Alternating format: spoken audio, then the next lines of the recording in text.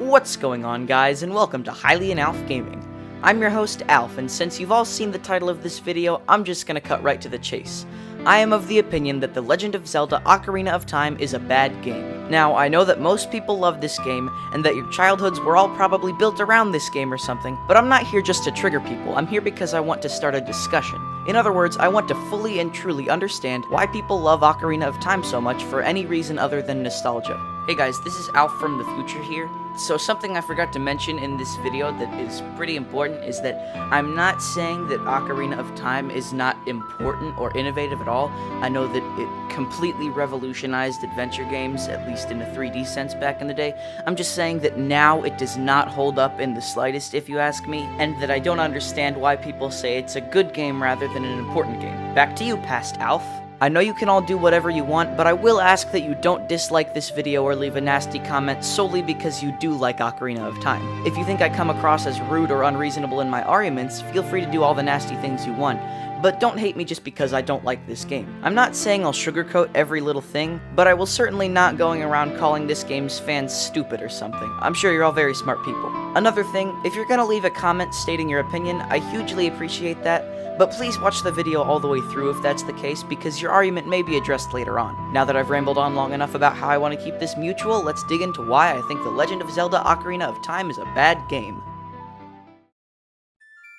To start off, I'm going to talk about Ocarina of Time's level design, a topic that I've neither the knowledge nor the time to fully explore. Let's begin at, well, the beginning. Now, I haven't even come close to doing everything there is to do in this game, but I'm of the opinion that Ocarina of Time's overworld is empty and boring. After the tutorial, which I actually had a smidge of fun completing, you're treated to the vast open plains of Hyrule Field.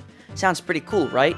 After locking you away in a tutorial for a while, a nice breath of fresh air seems like a good change of pace, but this wasn't the case for me.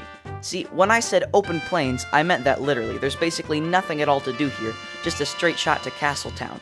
But it doesn't last too terribly long, so let's skip to that Castle Town I was talking about. To be honest, Castle Town isn't a terrible place to play in a game. It's bustling with NPCs, there are some shops, so alright, I'll give that one to you. Good job, Ocarina of Time. Fortunately for you fans of the game, I actually had a little more fun completing the next chunk of the game. Sneaking past guards, some more story, then all the way up to Dodongo's Cavern was pretty enjoyable. I didn't have a blast doing it or anything, and it wasn't really special to me in any way, but it was kinda fun, I guess. Then you go on the kinda long, pretty uneventful journey to Zora's domain, and eventually you reach Jabu Jabu's belly, and in my opinion, this is where the game truly falls apart. Now, I'm not gonna lie, I'm not the best Zelda dungeon solver in the world, but inching my way through Jabu Jabu's belly to save Princess Ruto and do the thing was just not fun for me. First of all, ew, what were they thinking with the theme? And second of all, the design here simply doesn't strike me as fun. Ruto is a brat, who even the fans of the game seem to dislike, so I won't stay on that for too long, but it still felt like a confusing dungeon to me. Everywhere looks kinda the same, so I just felt myself struggling to figure out how to get where I was supposed to get in this vast maze of fish guts. But okay, this single dungeon wasn't that great,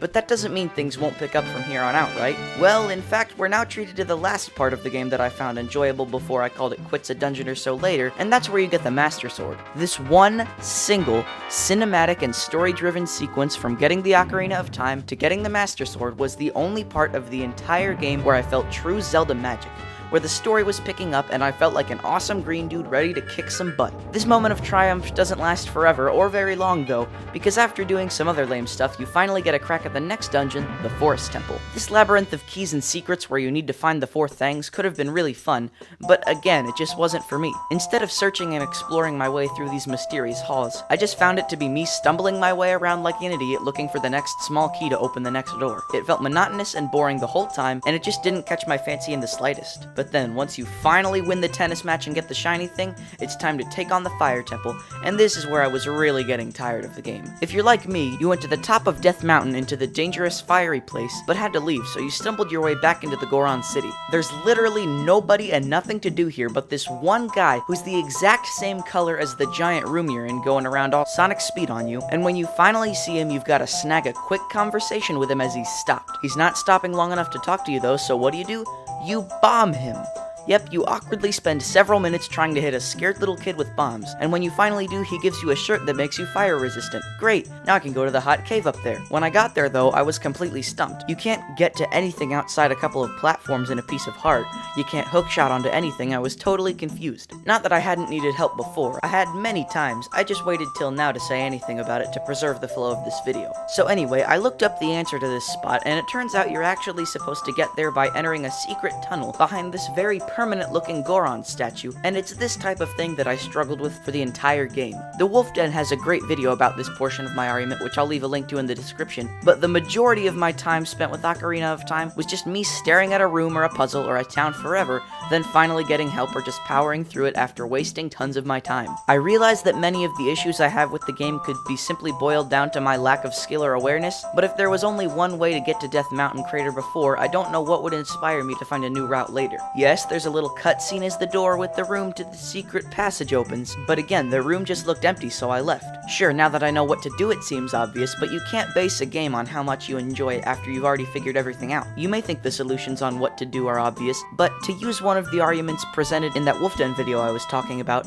that's probably just because you've done everything a bunch of times already. Anyway, it was at this point that I really stopped playing Ocarina of Time. I did a little more, but ran into the same problems that the game had been full of up to this point. Obscure goals, boring sequences, lack of things to do, that sort of thing. A lot of you may still be thinking at this point though, hey, you're just too dumb to figure out where to go, that's not the game's fault, and I, to an extent, agree with you there. Nevertheless, I prefer my games to have any difficulty come from the tasks themselves, not figuring out what that task is, and that's just my opinion. These aren't the only issues I have with the game though, and one of them can be found in what many of you are thinking of as a counter-argument. In fact, I can hear you saying it as we speak. But Alph, if you don't like obscure goals in games, then why do you think so highly of Super Mario 64?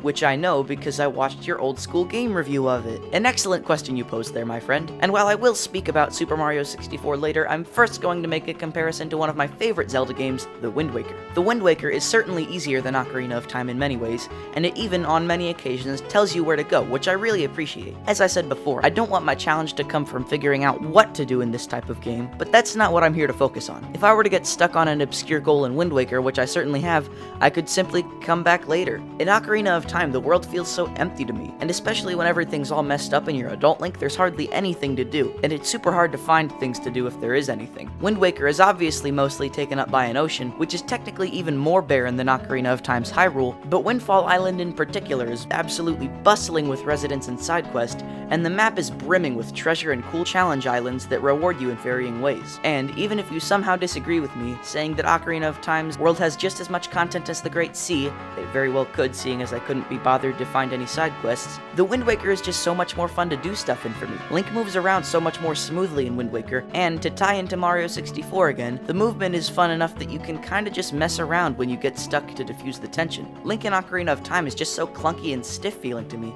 and if you blame that on the N64's limitations, then how do you explain the fluidity of movement that you have with Mario in a game that was released 2 whole years prior?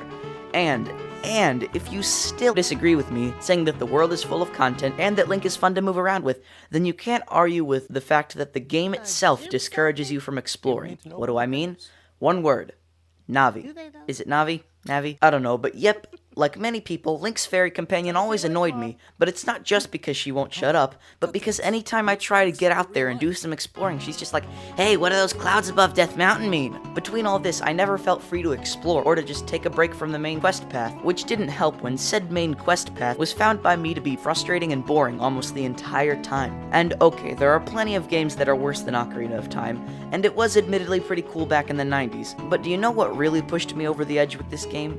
Do you want to hear the real reason I decided to make this video despite the masses of people it would trigger? It's that people don't only love this game, but even almost 20 whole years after its release, when other games have come so far and outpaced this game in terms of quality countless times, it's still considered by thousands, even millions of people, to be one of the best or even the best game of all time. To conclude this video, allow me to tell a tale of myself as I started to become a true Nintendo fan. Believe it or not, my hardcore Nintendo faniness began pretty recently, around fall of 2016, with my first completion of Super Mario 64. This was, in fact, the first game I ever beat, and I was thrilled. I went out to try many other Nintendo games, being surprised and delighted by what I found nearly every step of the way. In early 2017, I had just finished The Wind Waker, fallen in love with Pikmin 3, and the launch of the Switch was on the horizon. For the first time ever, I was really into the more analytical and YouTube side of gaming, and after loving Wind Waker, I began to hear talk of a game that was said to be the favorite of millions, a game that changed the lives of thousands,